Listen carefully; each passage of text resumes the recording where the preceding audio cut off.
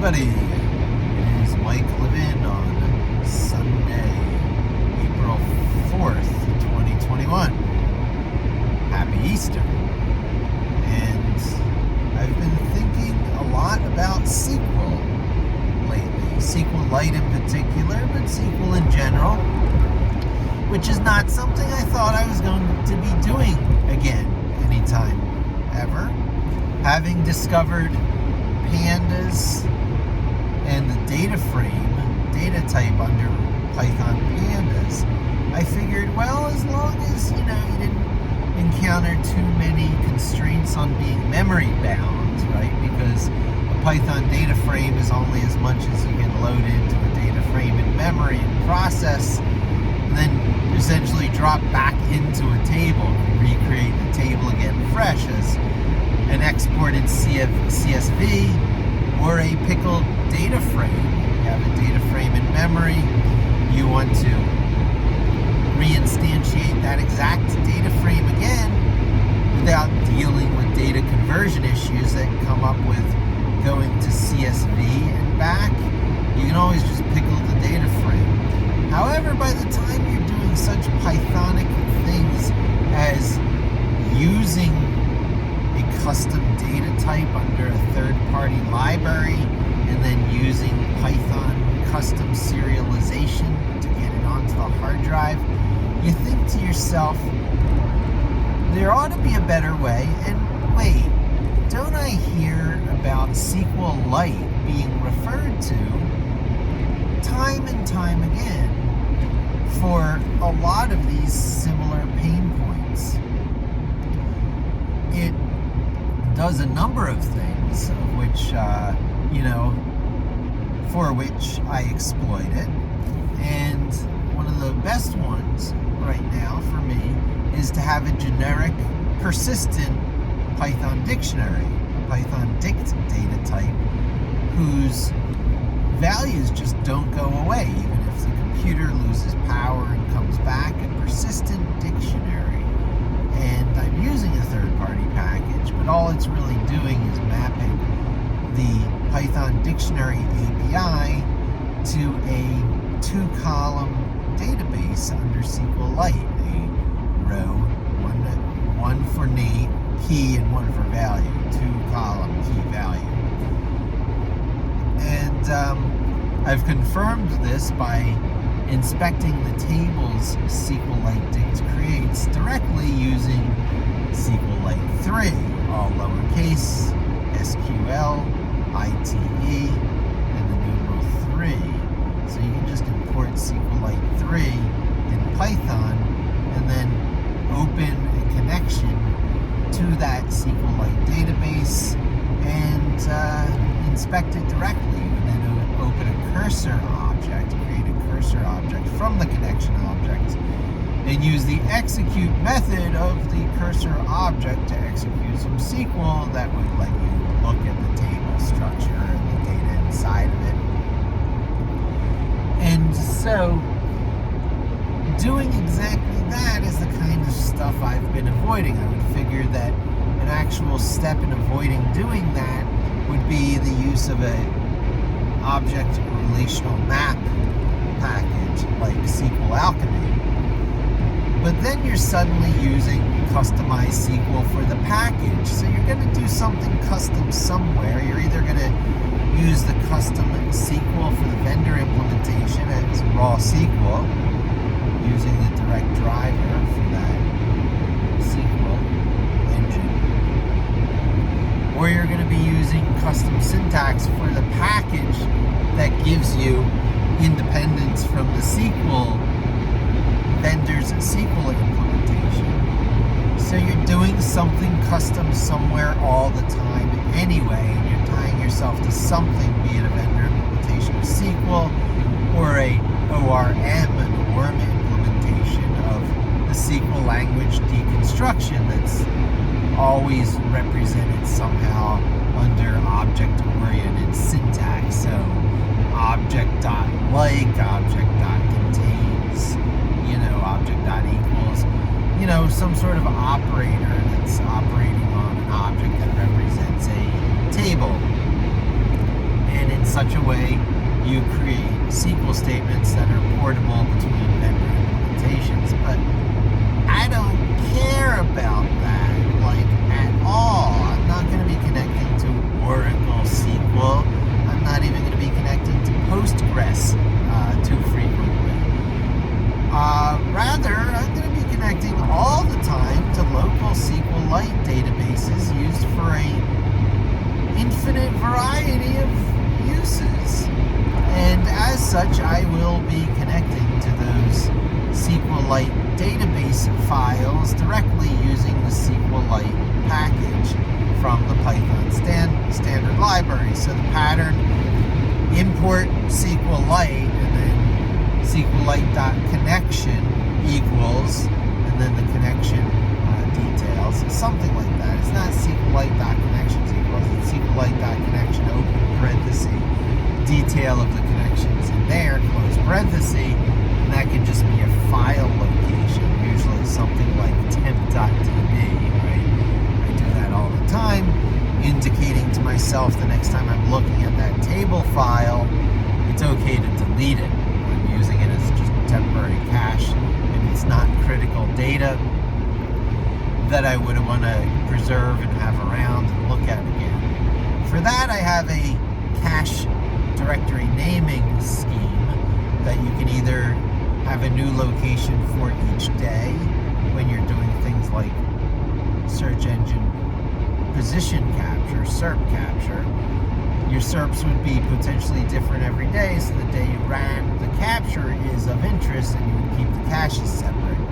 And it can't, you can't have requests colliding with each other on writing the responses, or you'd have the newest one wins all the time, where you don't necessarily want that. However, other times you do, and when you're emptying out all the URLs across the date for Google Search Console, you definitely don't want the results of that ending up in a different cache directory for every day, or it's going to run your whole Google Search Console emptying out over again. You want it to share the cache location from the previous run, and so that it's very efficient in only finding new URLs it's never seen before, which is the table I'm creating right now in SQLite. Still as of yet unpublished. I'll be publishing that video because it's ready to go, sitting in Jupyter Lab, that experiment that I did. Having extracted all the URLs for the past 14 months, including the metrics that go with it on a day-by-day basis, I have done one extreme type of table that can be created from that, where there is a one-column SQL table, where that column is the primary key, because it's URL, and URLs are unique, so it qualifies as a primary key by definition. It's not even a two-column table with key-value pairs, it's just the key is the data. And so that gets created with a certain fairly uncommon SQLite create table statement that turns on no row ID. There's this thing called row ID. It's a real education in SQLite, because once upon a time, SQLite worked in the very almost naive introductory way people learn about databases, where there's a unique constraint primary key that's used to select that record and that record alone in the database.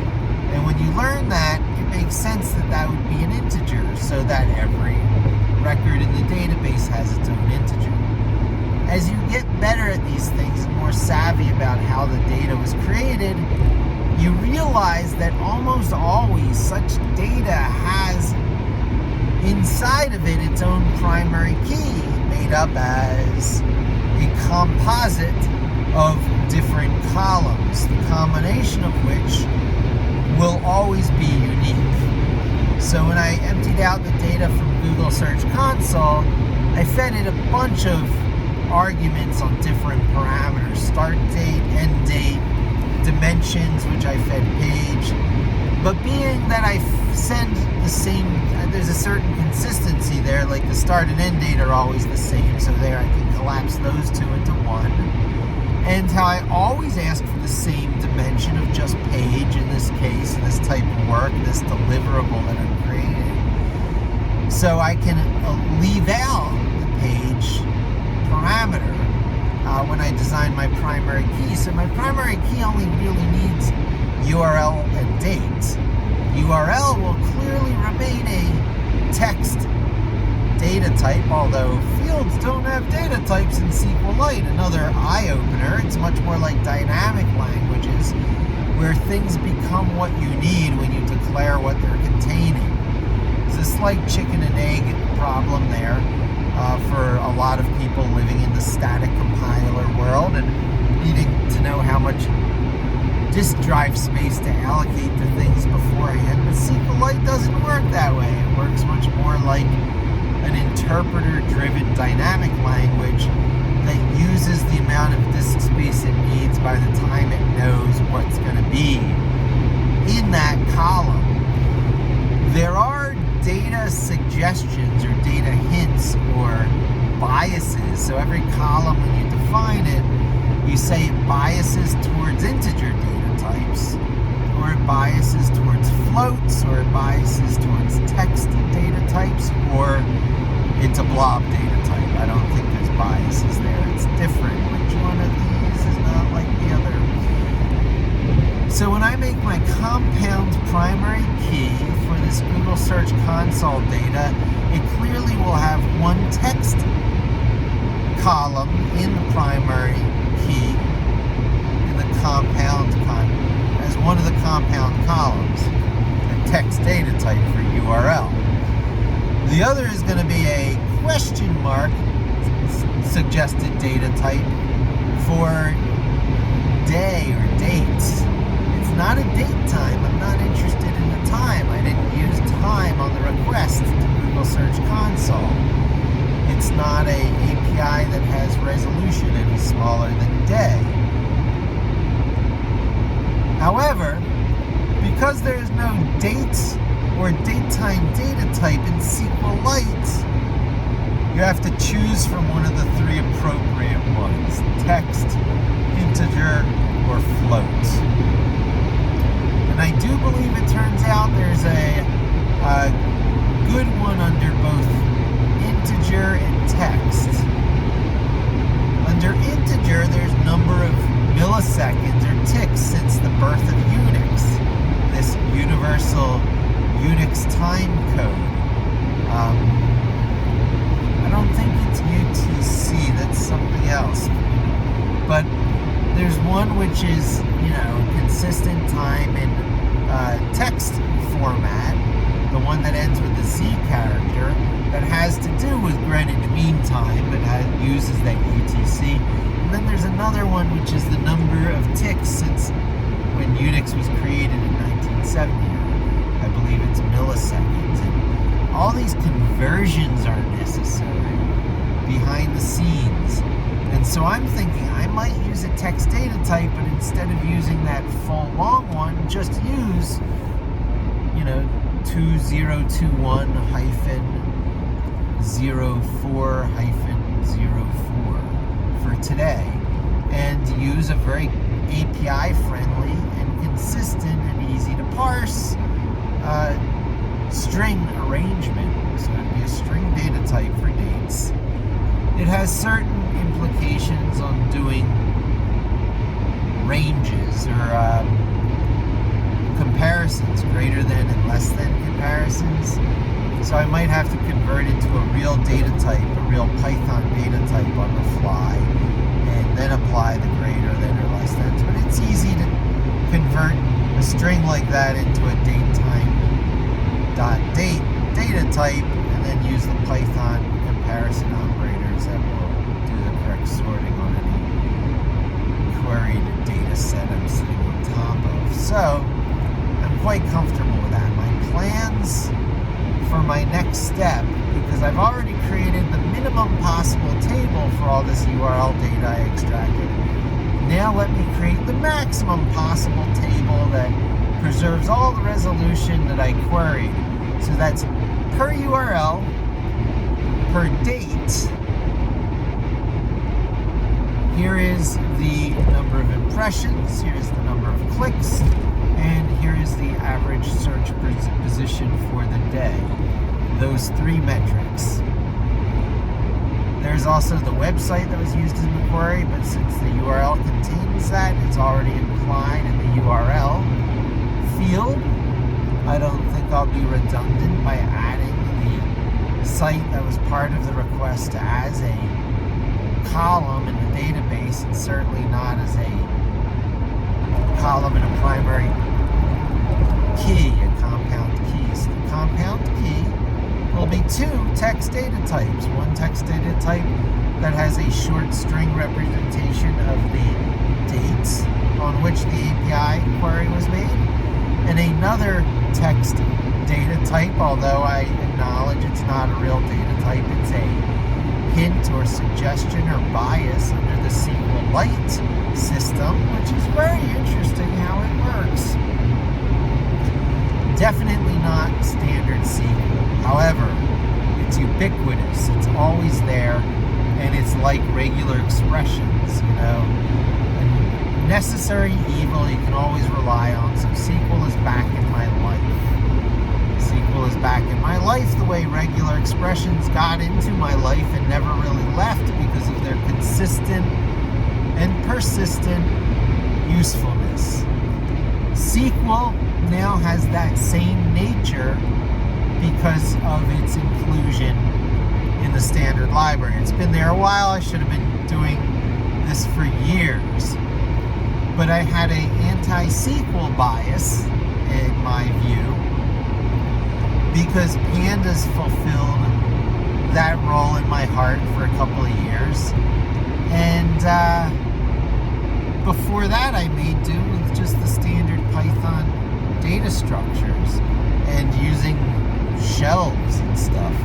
And the performance hit of pickled objects and shelves, how slow it is to do that across lots of large blobs in your key value pairs, as you might have by pickling all the response objects of doing search engine result tracking, for example.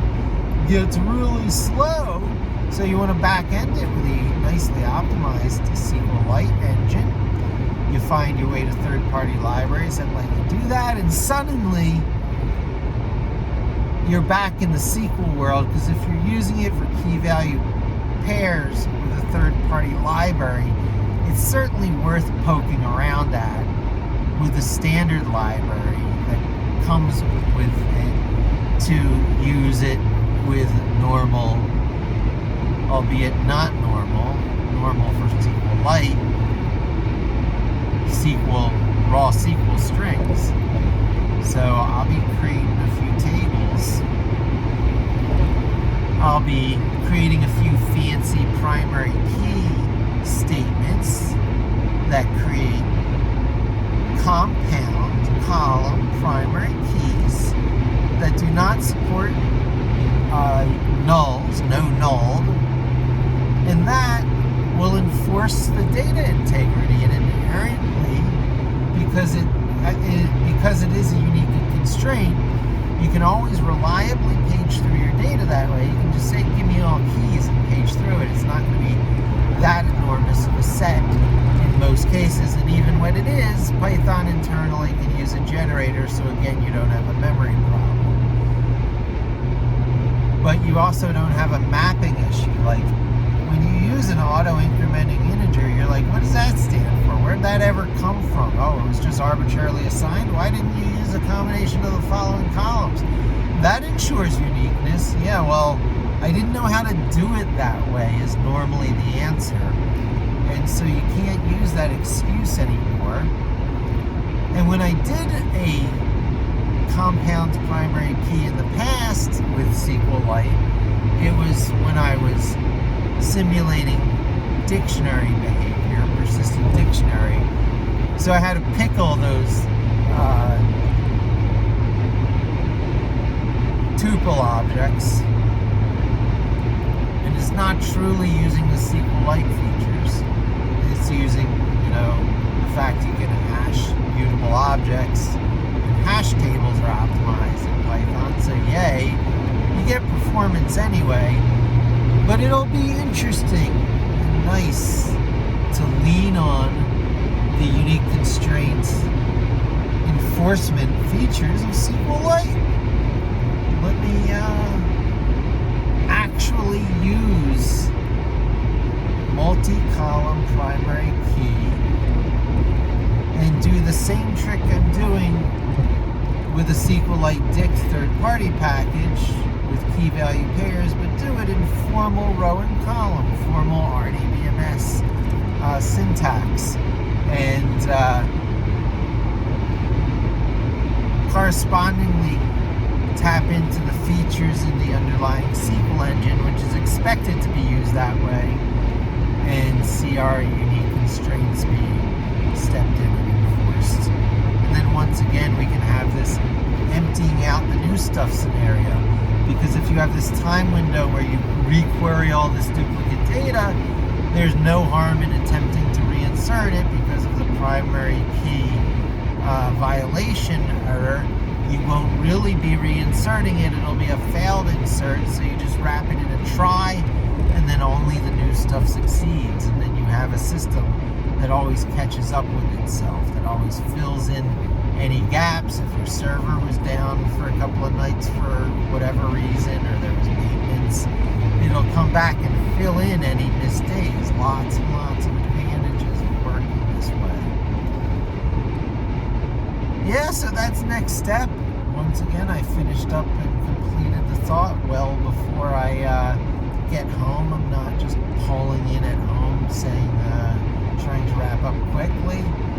That's good stuff. What more do I want to say? Well, I do need to learn more about the create table statement for the SQLite implementation in particular. I know I'll be using I believe it's without row ID keyword when creating the table, and that's how you get a normal primary key column, but now you must define what your primary key column is going to be, and this is your opportunity to use multiple columns in its definition. So you use multiple columns, use the primary key keyword there, somehow you group it with parentheses, you use not null in there somewhere as well, so your primary key can't support nulls. And now it's a proper primary key from more traditional database SQL systems that are expecting you to want a meaningful primary key about your data. These auto-incrementing row ID things, while wonderful and great, and it's great that all these databases can do it. SQLite certainly had almost enforcement of doing it, and still has a bias towards doing it. And I know SQL Server has that. You can ask for the auto increment, integer primary key real easily, and it works for you. And it, rarely lets you down, churning away in the background, ensuring uniqueness, ensuring easy selection, but saying absolutely nothing meaningful about its relationship to the data of the record, which it absolutely could and should. Now, it says something about the order in which it was inserted, but so would the date, if the date was part of your primary key. So no real big gain there on the sequentially incremented numbers. It shows you the actual number in which those records got inserted. That's kind of interesting. Yeah, I'll give you that. However, in most cases, you don't want a row ID. And the fact that it is the bias that's in SQLite is very telling. It was made in part of a very another age, where the best practices of the server-type enterprise software that have now thoroughly leaked out into the lower-end tools had not yet leaked out into the lower-end tools. And the way that you would implement it for the lower-end tools was still the norm, because 80-20 rule, 9 out of 10 times this will satisfy the need.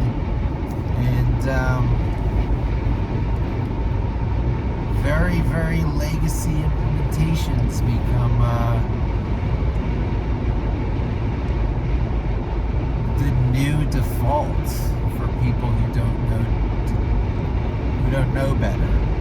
So I guess I'm pretty glad I reached the point where I know better. I look at doing these data transforms now, and I think to myself how glad I am that any sort of ultimately arbitrary sequential numbering column is not included in my data transforms. Because what would I mean? Would I try and preserve the record order every time I do a data transform? It binds you. And, now as it is, when your primary key is the thing that defines your uniqueness of your records, you now absolutely know when you're going to be doing a transform that causes data loss. If you get rid of the date, you're doing data loss. Now the metrics are just for your URLs, and there must be or must have been an aggregate function assigned. What are you looking at? The sum of all the impressions for the time range that used to exist, the average of all the impressions, the sum or the average of all the clicks, the average of the average position, the sum of the average position. So as soon as you start collapsing data out, as soon as you start getting rid of dimensions or metrics or whatever, especially columns from your primary key, those would be dimensions. That's a very interesting relationship, a connection. People are like, well, what's a dimension and how's it different from a metric? Dimensions control the number of rows that come back because it's very tied to the uniqueness of your data. So dimensions are your columns in your primary key, columns in your multi-column primary key, which together define the uniqueness of your record. Even though the metrics columns could be added, and that also is unique, the least number of columns that define uniqueness, or from which you have uniqueness, that is your primary key. So I feel much better equipped now to do my next data transform from the raw data of the Google Search Console data pull. I feel really good now about sort of philosophically positioning this work to people, going, hey, look, there's a lot of ways to pull and store raw data. Key value pairs are best for doing it in a paginated scenario and storing it fast. There's a lot of ways to transform data. There's a way to distill it down to your minimum master element in your ERD diagram, in which case it's URLs in this case, and it gives you a nice easy count of all URLs. And then there's an expanded way where you preserve all your data by using all your dimensions that were used in your original request. And that is taking advantage of the primary key features of whatever SQL type database you're plugging it into, row and column database, something with, columns beyond simple key value pairs, and usually to traditional RDBMS databases. And this has now covered most of our bases in data manipulation and things that you would wire to visualization packages. So the tabular data that now resides in SQLite after the transform can be connected to things such as, I believe, Streamlit. I need to look into Streamlit more, how those queries are written. But even if it requires something else, you can write the queries that create graph data. There's graph data. That's the third way. So the first way being sort of JSON or key values stuffing, key blob stuffing. The second being tabular, row and column, Excel, SQLite. And then the third being this thing that comes up more and more in like neural networks and visualizing node networks. And that is node plots, where your data points are nodes that are connected to other nodes. Very good for drawing lines between circles of varying brightness or intensity or size. Visualizing networks. So those are your three key data visualizations. Your data can be stored in a variety of ways. The SQLite key value data store is not particularly optimized for that purpose. You can't do queries within that on the JSON data quite the way you could if you were on, say, MongoDB. And there's a bunch of others that are more optimized for keeping your data in sort of a loosey-goosey, more JSON nested format in your database, while still doing efficient queries against it as if it were row and column. That's where things like MongoDB come in, building indexes across your JSON values, right? So it's different mental models. Lots of different mental models can sort of step in at this point. However, many of them have overhead. Many have overhead. Even just loading pandas into memory to do data frames manipulation has its own overhead, separate from doing native Python objects with SQLite. That has a certain charm and appeal, because you can go back and forth between native Python tuples and SQLite records very, very quickly and easily.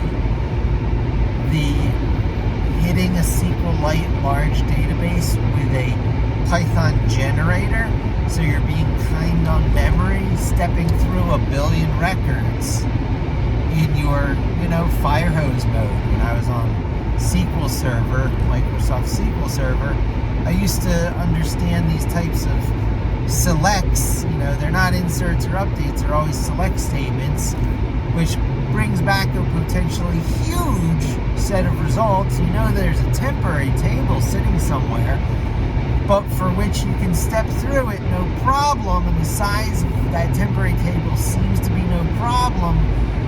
Internally, you've got something like a Python generator going on, where the whole thing is never really loaded into memory at the same time, and the things that know how to feed you a row at a time out of this also know how to do the back-end optimizations to avoid loading everything into memory so it can feed you a row at a time. It grabs things off of disk or the SSD or what have you as it needs it to feed it to you, and then gets rid of it in memory after it's used it.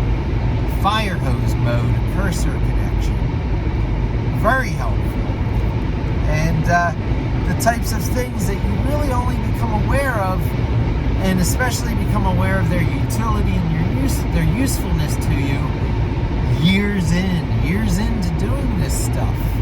Recognizing the need for and the use of a Firehose mode forward-only cursor connection when you see it, or you're using it, or you're coding it, you need it. What else? I don't know. What is there to say here?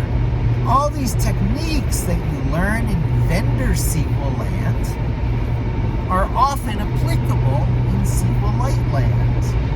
I thought that a whole bunch of my know-how was being thrown away and basically being API remapped to the Python Pandas API, and occasionally other similar APIs like X-arrays and stuff. So, basically learning how slices are used for subset selection, and how query languages are built in, and how object iteration generally works as one-liners in these environments. What else is there to say? It's an alternative. It's an appealing alternative to SQL, a practical alternative to SQL that makes one start to want to purge SQL from out of one's mind and one's life. Certainly if there was ever any going back to SQL, you would want to do it through an ORM like SQL Alchemy. You would never see yourself writing raw SQL again in your life. Yet here I am finding myself wanting to do exactly that because SQLite is so widely embraced and deployed and ubiquitous. It's worth writing the raw SQL that has syntax in there you'll never use anywhere else other than in raw SQL. In SQLite, such as without row ID. Without row ID.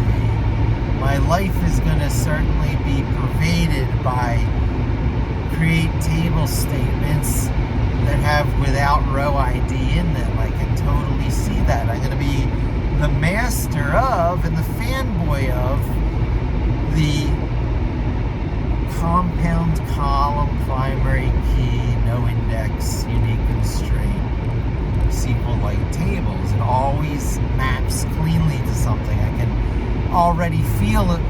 These tables, these SQLite tables, are conceptually drawn in half to me. There's a big vertical line going down the columns.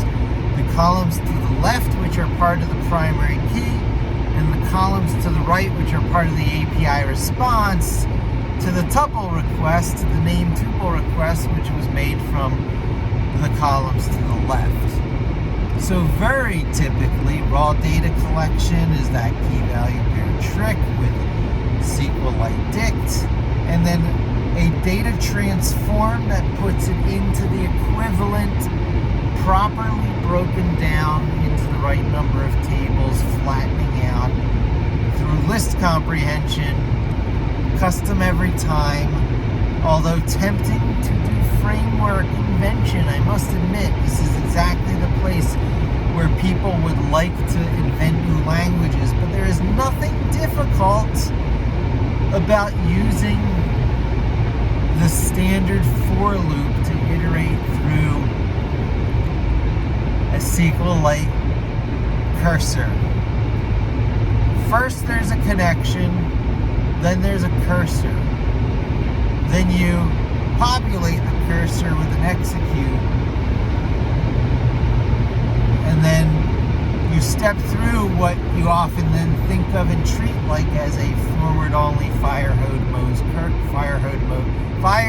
hose mode cursor with a for each item in cursor name loop. Nothing wrong with it. No reason to use list comprehension here. No reason to use the context manager here. You'd say, oh, but wait, you can get rid of the closing with the context manager. On what? The connection or the cursor? There's ambiguity. And it turns out that that ambiguity is still there. It hasn't been, there's not that tidying up that sometimes comes with explicit context manager support has not been put on into SQLite 3 in the standard library. Am I saying that correctly? So the cleanup of doing the with, the with keyword and the indenting under with doesn't necessarily close the SQLite connection string or close the SQLite cursor. So why use the context manager? When I say that, I say with, usually with open, but with other things. In this case, you can totally do with SQLite connection or with connection.execute or a cursor.execute because you're going to have a connection.cursor first. So there's a standard API for doing this sort of stuff. A connection API, a cursor API. For things that work like SQL, you use them. You use some raw SQL in them. that everyone's going to advise you against, but it's okay because it's SQLite. It's not a vendor implementation. It's like the CPython implementation because SQLite is distributed as a standard part of CPython. So you're learning the always there way of doing it, even though it's not the same as if you change the back ending to some higher end, network server oriented SQL. In that case, you'll have to get the without row IDs out of your current tables. All right, it's a worthwhile exchange. It's a worthwhile trade-off. I would say 99 times out of 100, you're never going to back-end this stuff with anything other than SQLite. It's when the time comes to scale in such a way that you really have to, that you will. Otherwise, Occam's razor. The simplest solution is oftentimes the best, and the simplest solution is oftentimes using just SQLite and doing local SQLless local serverless embedded SQL rather than decoupled network and server oriented SQL. That's the opposite of SQL. And it's great stuff. I mean, careers are built on that stuff. SQL is going to continue to be one of the most important keywords on your resume. However, it rarely, in my experience, up until the now recent embracing of SQLite again, had a generic use in your tech tooling. It was all specialized. You were using Transact SQL under Microsoft SQL or MySQL's dialect or Postgres's dialect. And then there were these sub-web dialects that, are built into Google BigQuery and are built into Google Spreadsheet and all these querying sub-languages. I think Facebook has their own. And so everyone changes and customizes SQL. It's like their favorite game. And I guess it is appropriate because they're embedding it in something, and whatever they're embedding it into has its own custom capabilities. So anyway, this has worked against me loving SQL. And same thing has happened to HTML. These imperative languages are not my favorite thing. Where you just, no, it's not imperative. What is that? It's where you set it up ahead of time and implementation doesn't matter. HTML is one, SQL is one. Basically, markup languages in general are. And it helps their being taken up and being embraced because generally you have very liberal or permissive interpreters that make sense of bad HTML or missing semicolons in your SQL and different indents or whatever. However, the trend has been much towards cleaner data, clean data in, clean coming out. The trends have been away from permissive interpreters and more of strict requirements. And so that seems to be good.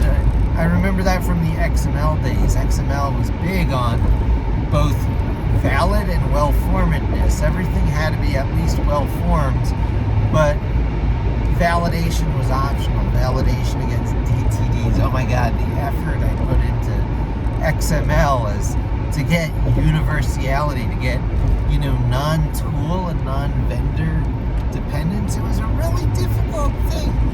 I thought it was going to come in the form of XSL transformations. That just tied you to the Java world in ways that were a little bit unexpected and annoying, and taking up things that really touted themselves at and looked like, everything independence of everything except for the data shape itself.